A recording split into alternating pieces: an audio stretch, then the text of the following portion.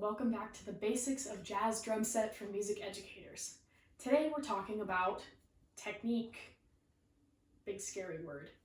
But this is something that takes only a few minutes to explain, but will really help your drummers down the line as much as it will help them now. So when I'm talking about stick technique with a newer student, somebody who hasn't been playing for very long, or even someone who's transferring from percussion to drum set, there's a few key concepts I like to talk about. One is how we hold the drumstick. Two is what parts of the body we use to move that help us to play with the drumstick. And then three, which is talking about the bounce, the rebound, or just the general physics of drumsticks and how to make them work for you. We'll dive into it. So the first thing I mentioned, we're talking about how to hold the stick. Now, this will vary slightly depending on the size of your drumstick, the size of the person holding on to it, and a little bit due to personal preference. For the sake of time and for beginners, I'm going to assume that your students are playing matched. Traditional can get really tricky, and I would recommend leaving that to either their private drum teacher to help them with, or for when they're older and they might, in high school drumline, they might play like this. If you have a kid who's more comfy like that, that's fine. Today we're going to talk about matched. So for matched grip, as the name implies, our hands are matching. They're going to do the exact same thing the same way. When we're holding onto our drumsticks, we want to have a kind of medium amount of pressure. Not holding on super tight like we're trying to grab a tree branch and we're hanging over a cliff, and if we let go, we'll die. We don't want that. We also don't want to be so loosey-goosey that your student gets the name Butterfingers because they throw their sticks all over the room all the time. That was me in middle school. These things we have to learn as we go. We want somewhere in the middle.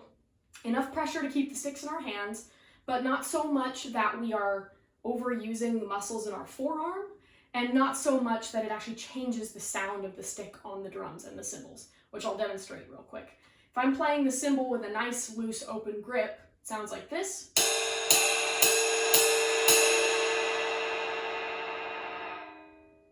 Versus if I hold on super tight and hit the cymbal the same exact way, it sounds like this. You can hear the difference, right? So that's pressure. Now about the grip itself.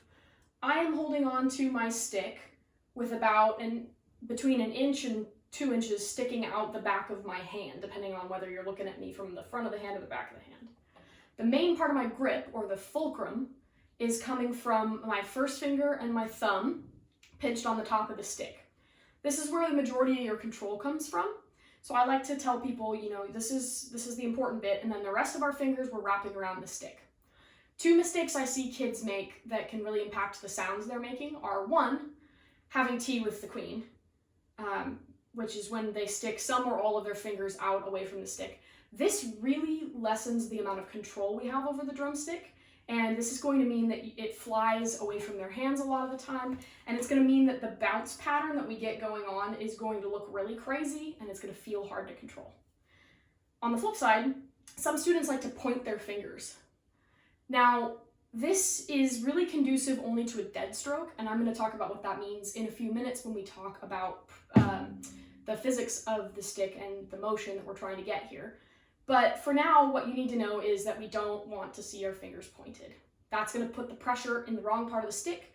It splits up our fulcrum, and it isn't super conducive to getting the sounds that we are aiming for most of the time. So, to recap, medium amount of pressure. Pinch the stick between your first finger and your thumb, wrap the rest of your fingers around loosely, and leave about an inch or two of stick coming out the back. That's our grip. We want the same on both hands. Nice. Okay, now that we've got the grip down, how do we move with these sticks so that we are as efficient as we can be, and we're maximizing our energy while also creating a really nice sound? So a couple things to keep in mind here. When we move our arms, we are moving from a lot of different places. You can move from your fingers. You can move from your wrist. You can move from your elbow, and you can even move from your shoulder. So that's 4 different ways to move. Now, 2 of those are not going to be super useful for us while drumming. for reasons of efficiency, mainly, and that would be the shoulder and the elbow. You see how much motion I have to do and how much room all of that takes up? So we're moving from our wrists and we're moving from our fingers. The fingers thing is a little bit more difficult for kids to grasp at first, so I like to really emphasize moving from the wrists. When you're playing on just a snare drum, like a lot of your children may have before, the wrist motion is very much up and down. We have our back of our hands pointed toward the ceiling. We're making that nice 90-degree angle, and we're trying to hit the drum in the center by moving our wrists up and down. That's great most of the time on drum set as well. Whether you're going around in a circle on your toms, or playing even on the hi-hat, if you would say doing a rock beat or a bossa nova, your hand position would look largely the same. It's just instead of the snare drum triangle, we put one of our hands on the hi-hat. It gets a little different, however, when we're going to the ride cymbal, because this doesn't look very ergonomic now, does it? This looks great. Easy. Not much work, we're not expending extra effort. This looks a little weird.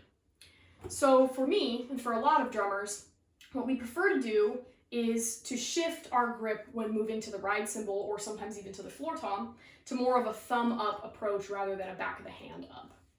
We want to move from the wrist still, but this is a little bit more like you're going to shake someone's hand rather than knocking on a door, which is how I would describe the back of your hand up thing. So let's talk about moving from our wrists a little bit.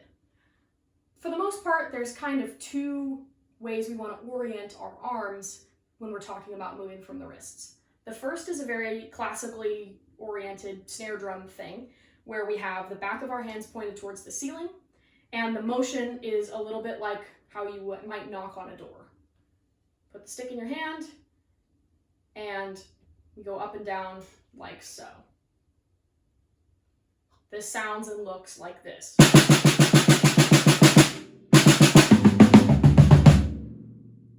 That works great.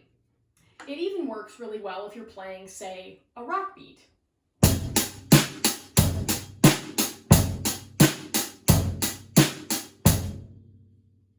But what happens when we move to the ride cymbal?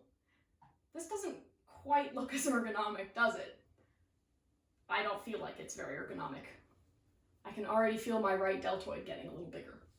So when we move to the ride cymbal, a lot of people find it easier to flip up our grip and instead use a thumb up approach. This is a little bit like if you're familiar with timpani grip, this is more of a French grip sort of look, but I would call it a hybrid because we're never really going full on French grip and putting the thumb straight up. I like kind of a middle ground where it's the top of my hand here. Again, everyone's body's different, and so I would encourage your kids to play around with this. But when I'm on the ride cymbal, I find it a lot more comfortable to think about this like how I might put out my hand to shake it with someone else. That's more of the motion we're using. So that looks like this.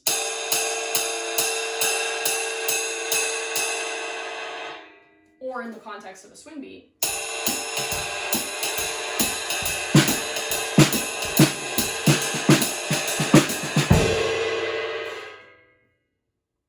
So to put all that together, we want to move from the wrist or the fingers. The wrist is simpler to explain and simpler to start with. So you're either moving from your wrist as though you're knocking on a door, moving around the drums like that and trying to keep that 90-degree angle between your hands. Or for the ride cymbal, we play thumb up in a sort of hybrid French grip timpani thing. And okay, nice. Now that we've talked about how to hold the stick and the most effective way to move, let's talk about the physics of the bounce. So when we're using drumsticks on our cymbals and drums, a lot of the time we are after a very open, live stroke. We want to pull as much sound out of the drum or cymbal as we possibly can. Something that sounds a lot like this.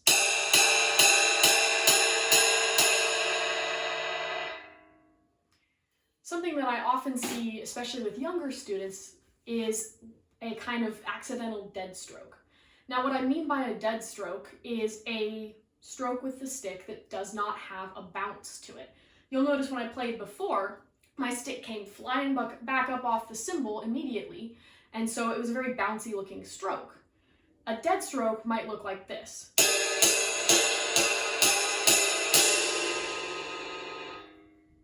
Do you hear the difference?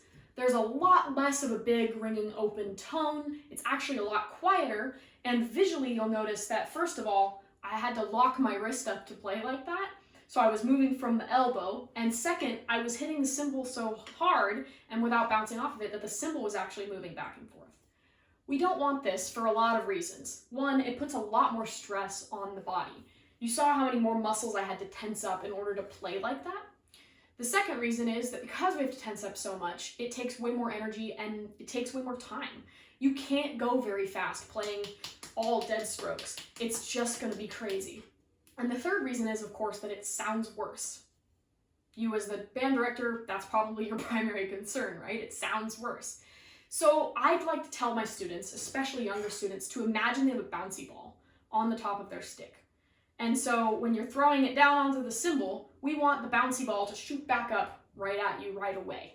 It'll take some time to kind of feel this out a lot of the time, but if your student is holding the stick in a relatively comfortable way, we're not getting this pointer finger thing going on, and we're moving from the wrist, the bouncy ball thing should mostly take care of itself. So take a look at this, and I would recommend you as a band director to practice these things along with me here. Let's try this together. 1, 2, 1, 2, ready, go!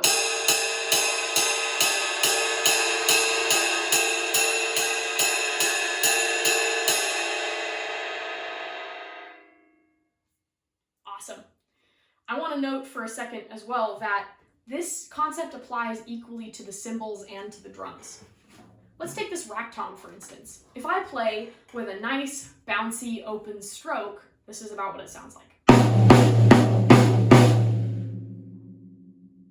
Tells me two things. One, I need to tune this rack tom, and two, I can get quite a lot of sound out of that thing. Now let's play the same tom, but with a dead stroke without that bounce.